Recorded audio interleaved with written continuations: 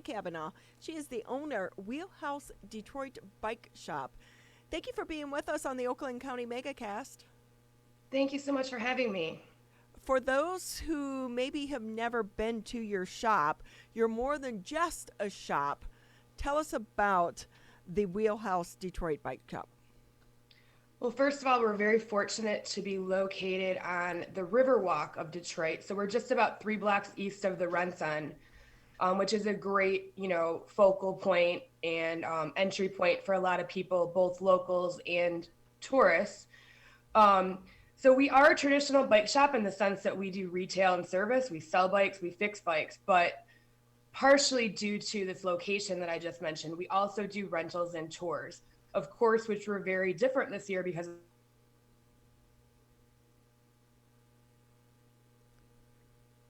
So, Kelli, just like so many other people with Zoom, it looks like we're having a little bit of a slowdown um, in your Zoom connection. So, we're going to try to maybe see if we can fix this real quick. Um, this is happening to everyone. I don't know how teachers do this each and every day. Tyler, I will tell you that. Okay, let's. I think we have you back. We're sorry about that, Kelli. How are you? Can you hear us now? I can. Okay, so as you were saying, because of your location,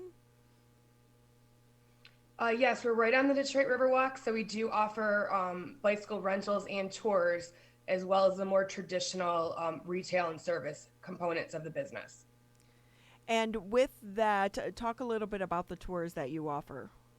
Sure. Well, so in any other year other than 2020, we would offer tours April through October.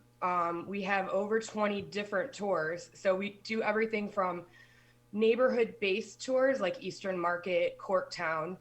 And then we have a series of thematic tours such as architecture, urban agriculture, auto heritage, music history, and so on and so on.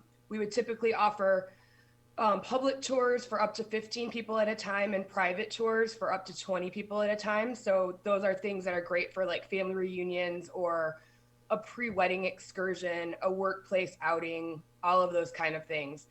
Um, this year with the pandemic, well, our shop was closed for the first month and a half of our season. And then we didn't even start tours until mid-August, and we're maxing them out at 6 people just to allow for appropriate social distancing. But the good news is, I mean, these are not that that's bad, but it definitely was limiting this year.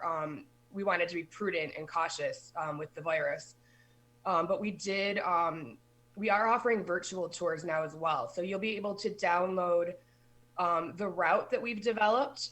And then at each stop on the tour, our tour guide meets you virtually via video on your phone. And we'll be standing at the exact same spot that you're standing and talking to you about exactly what you're seeing in the video. So that's pretty cool. And we've just been working on it. We've got our first 2 up, and our third will be up this weekend. That's kind of cool. So, like if I have a Peloton or just a bike at home, that like a cycle bike that at home, I could actually take a tour. How long do they typically last? Well, they typically last, depending on how fast you ride and how long you stop, 2 to 3 hours. And while you definitely could do that with a Peloton or an exercise bike, they're designed for you to ride the actual route on the city streets. So we really want people to get out and experience the city. How did you guys come up with this?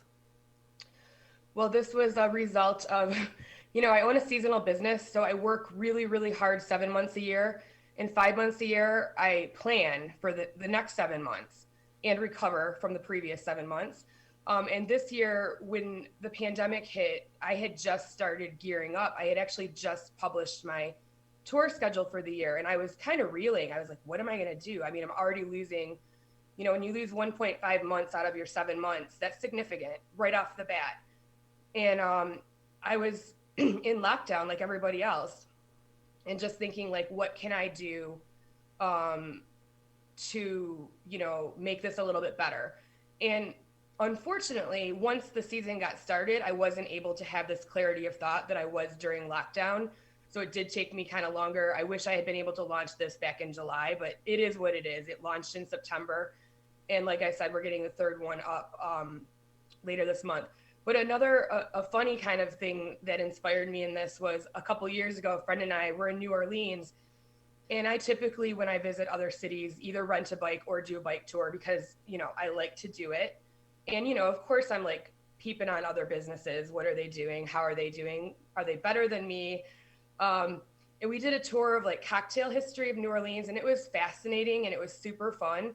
But I was thinking how much, in a weird way, more fun it would have been if my friend and I had been able to do it at our own pace on our own, and like kind of like without the bickering hungover newlyweds that were with us.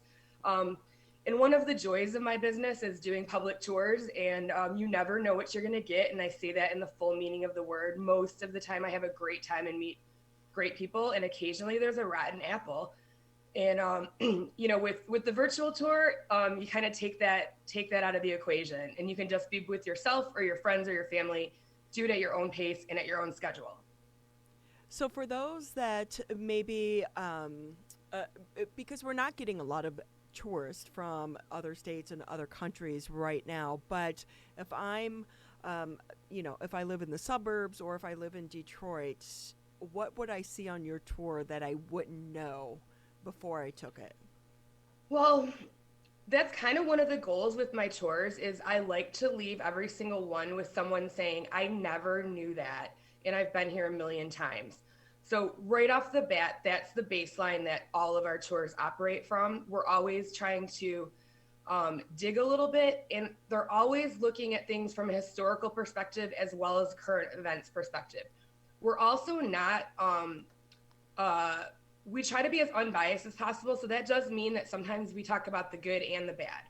We're not what I would call cheerleaders. So we try and point out pros and cons of developments rather than just like reading a press release about a development. So we're talking about things that unless you're part of the community, you might not know. So most of our tours are designed with members of the community. For example, the urban agriculture tour is given by a gentleman that works for Keep Growing Detroit, and he's their education coordinator.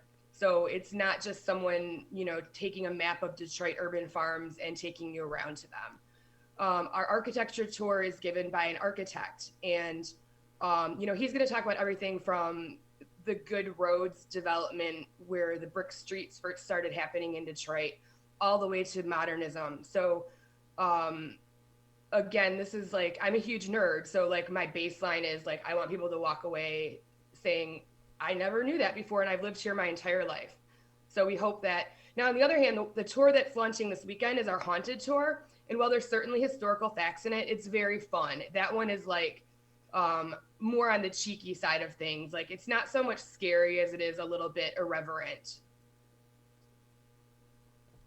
Kelli B. Kavanaugh with us, the owner of Wheelhouse Detroit Bike Shop, joining us on the Oakland County Megacast today. So for those that are interested in the virtual guided bike tours of Detroit that they can do at their own pace, how do they access the app? Is it a free app? Is it something that they have to pay for? Correct. So if you go to our website, we have a page dedicated to the virtual tours. It's actually called Virtual Tours, but it will link you to our app partner, which is called Totago. It's Totato.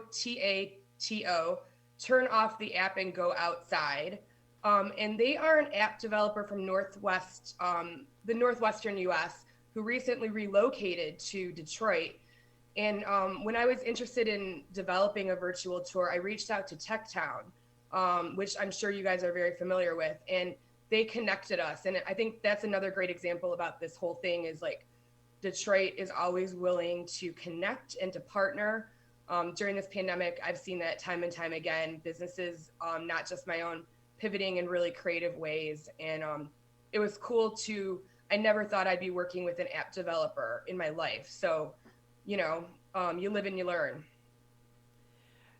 So looking at that, we are all living and learning during this crisis, but connections have been vital to survival.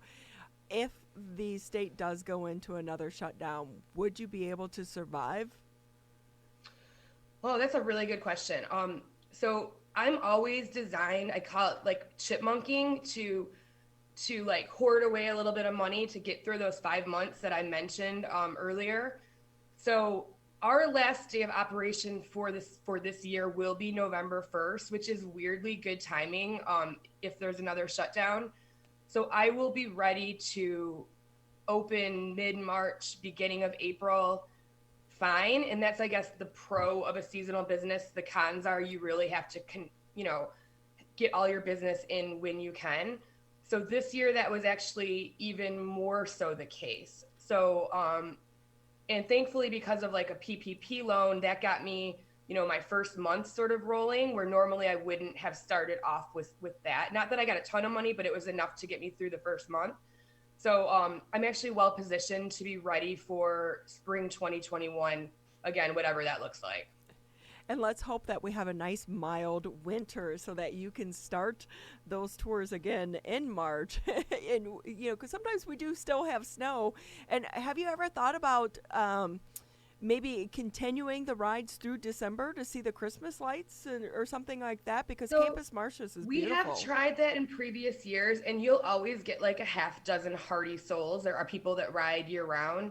But the tours really not so much. People are looking for a pleasurable experience, not like a forced march. You know what I mean?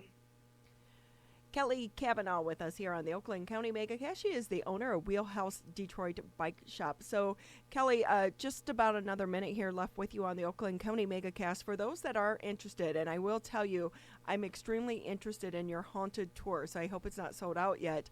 Give us some details. Where can we find the information? What is the cost? And can you bring your own bike, or do you have to rent one from you? So I am so sorry to disappoint you. Our haunted tours are sold out. I should preface that by saying our public tours are all sold out.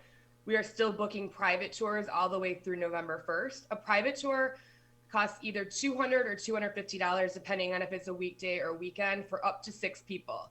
So it's one person who wants to shell out that much money, or it's 6 people who all chip in together. So if you want to book one, and that can be with your own bike or with our bikes, no problem. So you can go to wheelhousedetroit.com. You can email us to get one booked, info@wheelhousedetroit.com. Obviously, that's not much time. There's only about 9 days left in our season, but we do still have about 3 or 4 openings, so it is possible. If that doesn't work out for you, this weekend, our haunted tour will launch virtually, and that costs $15. So you can download that for yourself and your family, or for just yourself, and ride it on your own. And you'll get to see me mugging about the Nine Rouge and David Whitney and the Leland Hotel and lots of other fun stuff. It sounds like a blast. We encourage everyone to do it. Thank you so much for your time with us here, Kelli, on the Oakland County MegaCast.